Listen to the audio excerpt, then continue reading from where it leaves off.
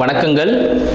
இப்பிரபஞ்சத்திற்கும் எனது அருமை தாய் தந்தையருக்கும் என் உயிர் மேலான குருநாதர்கள் அனைவருக்கும் என் வணக்கத்தை தெரிவித்துக் கொண்டு இந்த நிகழ்ச்சி இன்னைக்கு போவோம். இன்னைக்கு உங்களெல்லாம் சந்திச்சு ரொம்ப நாள் ஆச்சு, சரிங்களா? ஸோ இப்போ அன்பர்கள் நிறைய பேர் நிறைய கேள்விகள் கேட்டிருக்கீங்க. இதில் நிறைய கொஸ்டின்ஸ் என்னன்னு பார்த்தீங்கன்னா, அடுத்து புரட்டாசி மாதம், சரிங்களா? இதில் முக்கியமாக பார்த்தீங்கன்னா நம்மள அன்பர்களுக்கு என்னோட நன்றியை தெரிவிச்சுக்கிறேன். என்னன்னு பார்த்தீங்கன்னா, கடந்த மாதம் நிறைய பேர் கால் பண்ணிட்டு நிறைய விஷயங்கள் நடந்தது அப்படின்னு சொல்லியிருந்தீங்க. இது ரொம்ப மகிழ்ச்சியாக இருந்தது. ஏன்னா உங்களோட ஆதரவு தான் எங்களுக்கும் கடவுள் எங்களுக்கு பரிபூர்ணமாக கொடுத்துருக்கிற அந்த விஷயங்களை உங்களால் கொடுக்க முடியுது உங்களுக்கு எல்லாருக்குமே. அதுக்காக உங்களுக்கு நன்றியை தெரிவிச்சுக்கிறேன். இன்னைக்கு என்ன பார்க்க போறோம் அப்படின்னு பார்த்தீங்கன்னா, புரட்டாசி மாதம், சரிங்களா? இப்போ வருகின்ற புரட்டாசி மாதம் எப்படி சிறப்பான விஷயம், ஏன் புரட்டாசி மாதம் ஒரு சிறப்பு அப்படின்றத பார்ப்போம்.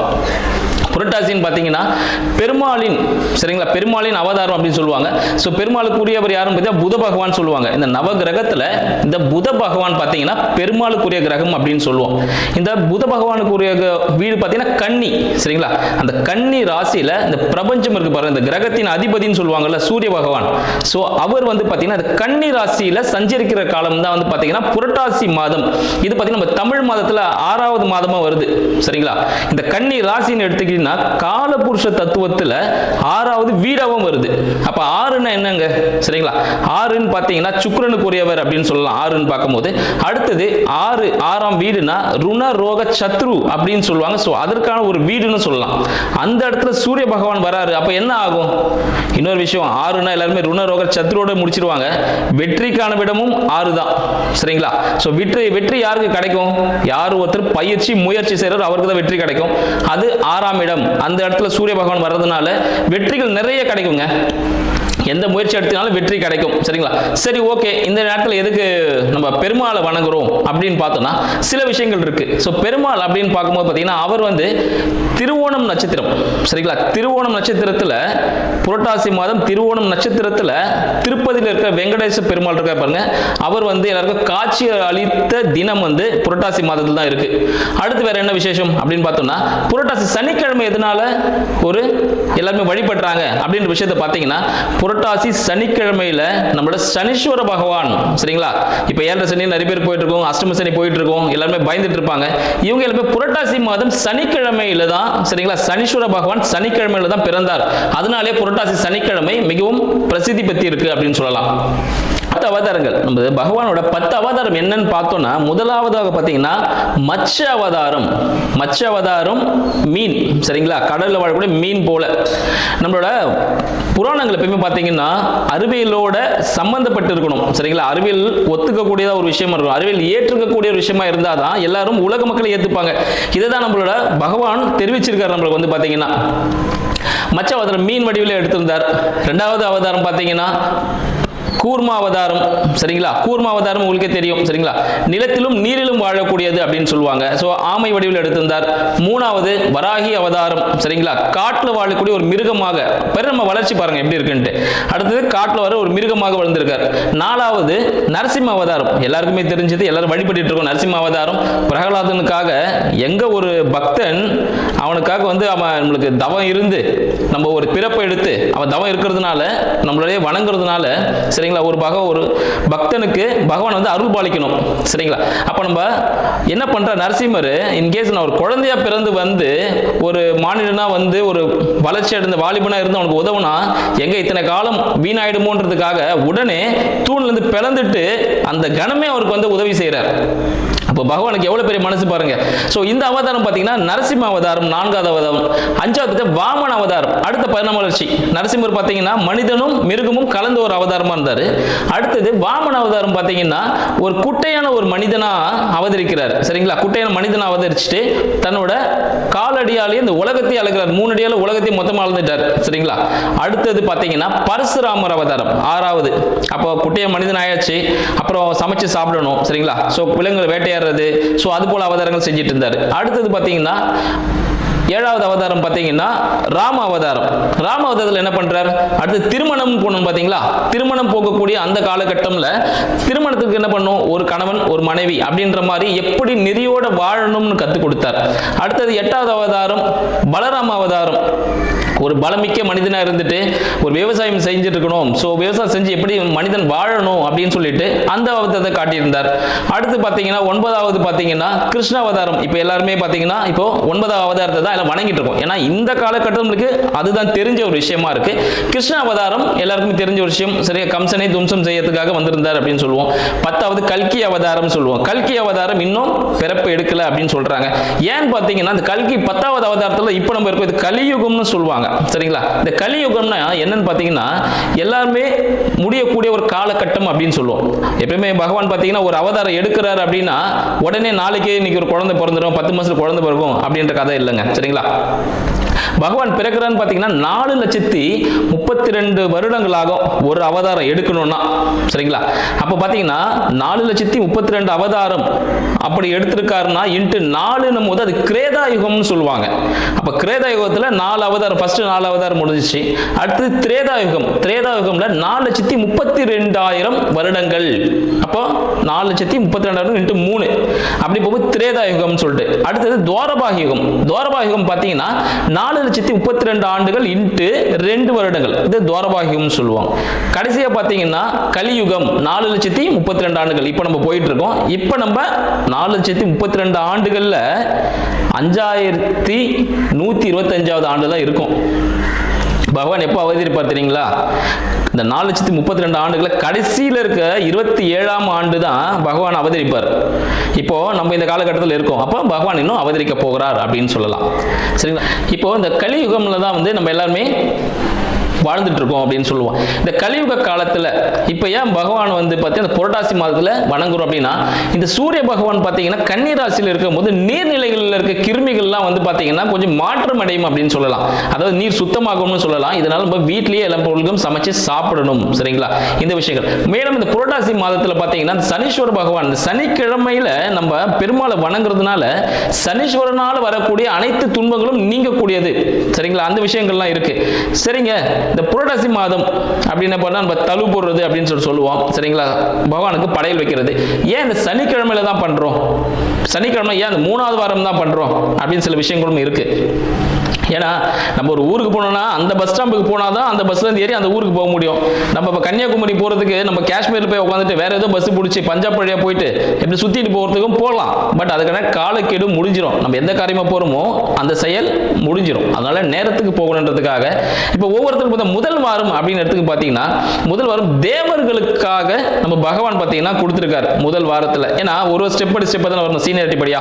ஸோ அப்படி பார்த்தீங்கன்னா முதல் வாரம் தேவர்களுக்காக கொடுத்துருக்கிறார். தேவர்கள் முதல் சனிக்கிழமையில பகவானுக்கு அவர் பிரம்மோற்சவம். சரிங்களா, திருப்பதி பார்த்தீங்கன்னா பிரம்மோற்சவம் நடக்கும் இந்த காலகட்டத்தில். இப்போ பார்த்தீங்கன்னா பிரம்மனே வந்து பெருமாளுக்கு உற்சவம் பண்ணி அவரோட விஸ்வரூப தரிசனம் பார்ப்பாராம். சரிங்களா, அதனால பிரம்மோற்சவம் எப்போ நடக்கும் பார்த்தீங்கன்னா முதல் வாரம். சரிங்களா, அப்போ ஸ்டார்ட் ஆயிடும். 2ஆம் வாரம் யாருக்கு அப்படின்னு பார்த்தீங்கன்னா தேவர்களுக்கு. சரிங்களா, அடுத்த கீழே இருக்க தேவர்களுக்கு 2ஆம் வாரம் கொடுத்துருக்காங்க. 3ஆம் வாரம் நம்மளால மனிதர்களுக்காக, 4ஆம் வாரம் நம்மளுக்கு அடுத்த நிலையில் இருக்கிற ஜீவராசிகளுக்காக அப்படின்னு சொல்லுவோம். சரிங்களா, இப்போ இந்த விஷயங்கள்லாம் போயிட்டு இருக்கும்போது என்ன ஆகுது பார்த்தீங்கன்னா இந்த 3வது வாரம் மிக சிறப்பானதாக மனிதர்கள் ஆகிய நம்ம பகவானை வீட்டுக்கு அழைக்கும் போது நிறைய விஷயங்கள் பண்றோம். அந்த காலத்துலலாம் பார்த்தீங்கன்னா அந்த காலத்தில் ஒரு 20 வருஷத்துக்கு முன்னாடி அப்படின்னு பார்த்தோம்னா சின்ன குழந்தைகளுக்கு பகவான் மாதிரி வேஷம் போட்டு கையில் ஒரு பாத்திரத்தை கொடுத்து வீடுகளில் அரிசியை வந்து பிக்ஷையாக வாங்கி, சரிங்களா, அதில் பொங்கல் எல்லாம் செஞ்சு பகவானுக்கு படைச்சிட்டு அந்த ஒரு பழக்கம்லாம் இருந்துச்சு. இப்போ நிறைய விஷயங்கள் எல்லாம் மாறுறதுனால எல்லாருமே அந்த விஷயத்தை மாறிக்கிட்டோம், எல்லாருமே அப்டேட் பண்ணிக்கிட்டோம். பட் இதெல்லாம் வந்து பழங்காலமாக தொடர்றதுனால நம்ம குழந்தைகளுக்கு நம்ம பெரியவங்க மூலியமா அதை சொல்லிக் கொடுக்க வேண்டியது நம்மளோட ஒரு கடமைங்க. இல்லைன்னா நிறைய விஷயங்கள் மறைஞ்சிரும். சரிங்களா, அந்த விஷயங்கள்லாம் இருக்கு. இப்போ 3வது வாரம் நம்ம எல்லாருமே பகவானை தரிசிக்க போறோம். பகவானை ஆக்சுவலி எல்லா வாரமும் நம்ம பகவானை கும்பிடுவோம். பட் 3ஆம் வாரம் செய்யும்போது இன்னும் சிறப்பான விஷயங்கள் நம்மளுக்கு கிடைக்கும். அன்னைக்கு என்னெல்லாம் செய்யலாம்? அன்னைக்கு மறக்காம புளியோதரை, சக்கரை பொங்கல், பால் பாயாசம். சரிங்களா, இது 3ம் முக்கியமான விஷயம். அடுத்து மெதுவடை கண்டிப்பா செய்யுங்க. அதில் வெங்காயம் சேர்க்கக்கூடாது, ஆனியன் சேர்க்காம நீங்க அந்த விஷயத்தை பண்ணுங்க. சரி, எப்போ நீங்க பகவானை வணங்கலாம் அப்படின்னு பார்த்தீங்கன்னா 3ஆம் வாரம் சனிக்கிழமை காலையில 10:50 11:30. சரிங்களா, இல்லை நிறைய பேர் சொல்லுவாங்க, ஐயா நான் வந்து அசதியாக தூங்கிட்டேன், இல்லை எனக்கு நான் வந்து பேஷண்ட்டு வாட்டவர் நான் மெடிசன் போட்டுட்ருக்கேன் அப்படின்னா ஒன்றும் பிரச்சனை இல்லைங்க. ஒரு 12:30 மணிலேருந்து 1:30 மணிக்குள்ள சரிங்களா பகவானை நீங்கள் வழிபடலாம். பகவானை வழிபட்டு முடிச்சுட்டு சரிங்களா பெரியோர் காலில் விழுந்து ஆசீர்வாதம் வாங்கணும். அதே போல் அங்கே வச்ச பிரசாதம் எல்லாமே பார்த்தீங்கன்னா நம்ம சாப்பிட்டு முடிச்சுட்டு மற்றவங்களுக்கு அதை கொடுத்து அதை காலி பண்ண வேஸ்ட் ஆக்கி குப்பையில் எதுவும் போட வேண்டாம் சரிங்களா. இந்த விஷயத்தை கொஞ்சம் கரெக்டாக ஃபாலோ பண்ணோம்னா நமக்கு நிறைய விஷயங்கள் நடந்திருக்கும். இப்போ நீங்கள் எல்லாமே தெரிஞ்சிட்டு இருப்பீங்க இந்த பகவான் பார்த்தீங்கன்னா எதனால புரட்டாசி மாதத்துக்கு இவ்வளவு சிறப்பு இருக்கு அப்படின்னு சொல்லிட்டு எல்லாருக்கும் தெரிஞ்சிருக்கும். இப்போ உங்களோட ராசி பலன்களை பார்ப்போம். ஒவ்வொருத்தருக்கும் புரட்டாசி மாதம் என்ன விதமான ராசிகளை பலன்களை அளிக்க போகிறது அப்படின்ற விஷயத்தை நம்ம பார்க்கலாம். மீனராசி அன்பர்கள், மீனராசி அன்பர்களுக்கு அடியனின் வணக்கம். இந்த மீனராசி அன்பர்களுக்கு இந்த புரட்டாசி மாதம் எப்படி இருக்க போகுது அப்படின்னு பார்க்குறோம் சரிங்களா. உங்களோட 6ஆம் அதிபதியான சூரிய பகவான், வெற்றியின் அதிபதியான சூரிய பகவான் எங்க இருக்காரு? கன்னி ராசிக்கு வர போறார். கன்னி ராசிலேருந்து உங்களை நேராக பார்க்குறாரு.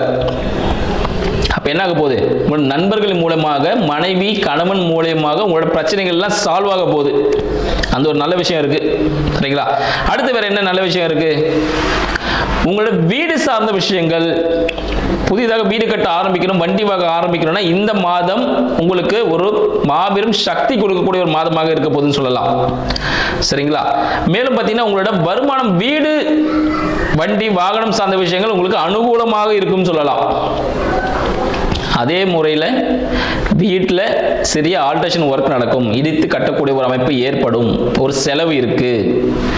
வண்டி வாகனத்தில் ஒரு பழுது ஏற்பட வாய்ப்புகள் உண்டு. சிறிய விபத்துகள் நடக்கக்கூடிய வாய்ப்பு இந்த மாதம் மீனராசி அன்பர்களுக்கு இருக்குன்ற தெரிவிச்சுக்கிறோம். வண்டி வாகனத்தில் கவனம் தேவை சரிங்களா. வார்த்தையில் கவனம் வேணும், இல்லைன்னா உங்களோட சகோதர சகோதரிகளிடம் என்னாகும்? ஒரு மனக்கசப்பு ஏற்படும் சரிங்களா. ரோட்ல போகும்போது கொஞ்சம் பார்த்து மெதுவாக போகணும். வண்டி அப்படி கிராஸ் பண்ணி ஓட்டும் போது போலீஸ் பிடிப்பாங்க கண்டிப்பா.